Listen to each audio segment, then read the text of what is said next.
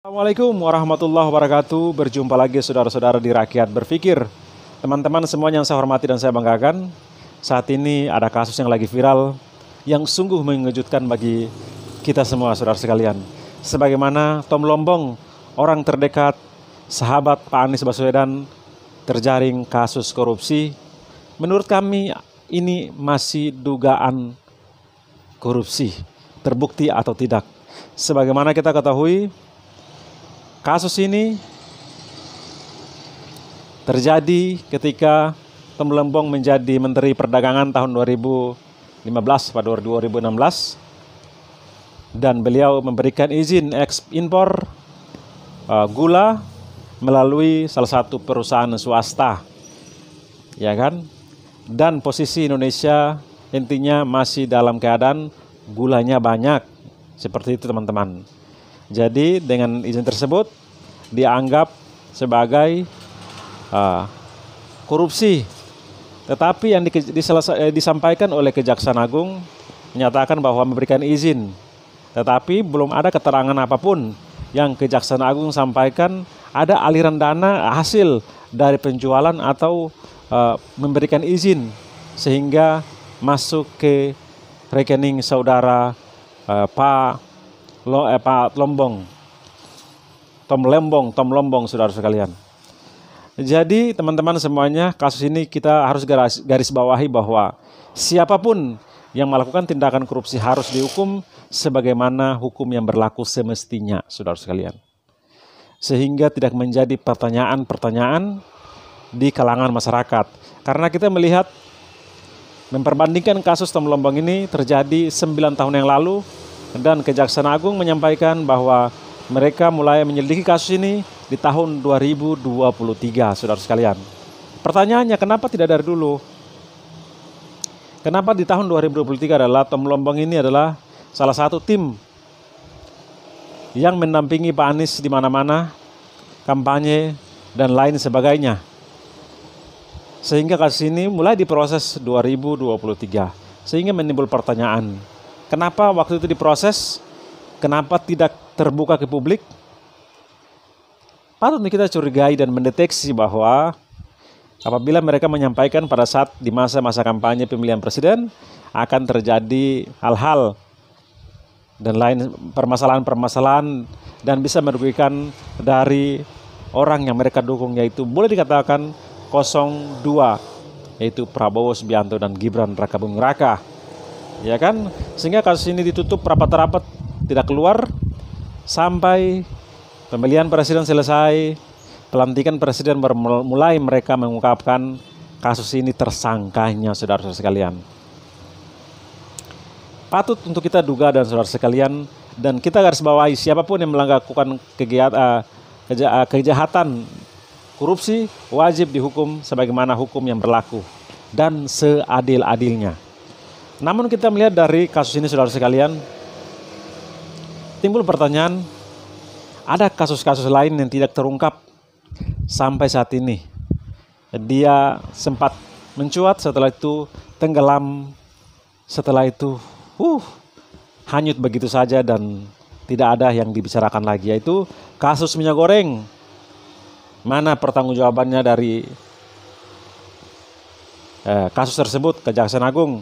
Dan juga kasus Kota Haji, mana tanggapan Kejaksaan Agung untuk menyampaikan, mengklarifikasi perkembangan dari kasus tersebut.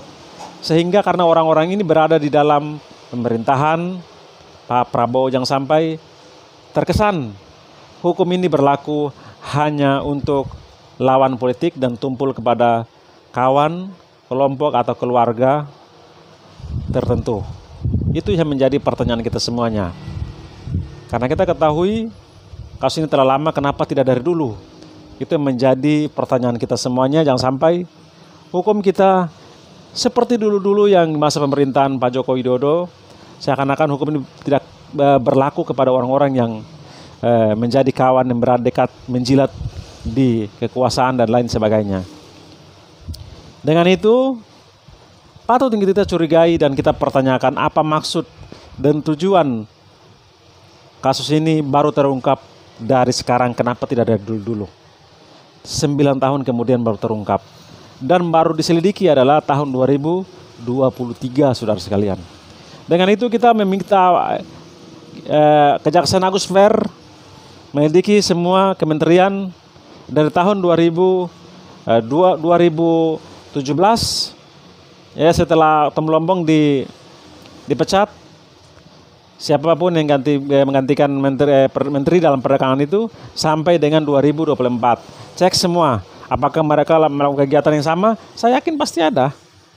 Karena kesalahan Tom Lombong ini adalah dikatakan sebagai memberikan izin mengimpor gula melalui salah satu perusahaan swasta yang seharusnya menggunakan perusahaan negara atau APBN atau BUMN. Tetapi yang entah kenapa lewat perusahaan swasta. Sehingga kasus ini masih dipertanyakan apakah ada aliran dana yang masuk ke rekening Tom Lombong, ya kan? Karena Kejaksaan Agung hanya menyampaikan tanda tangan memberikan izin. Dan tersangkanya adalah 2 orang, Tom Lombong sebagai Menteri Perdagangan waktu itu, dan juga salah satu direktur perusahaan yang bergerak dalam yang memberikan impor dan perusahaan swasta, saudara sekalian. Dengan itu, yaitu katanya dari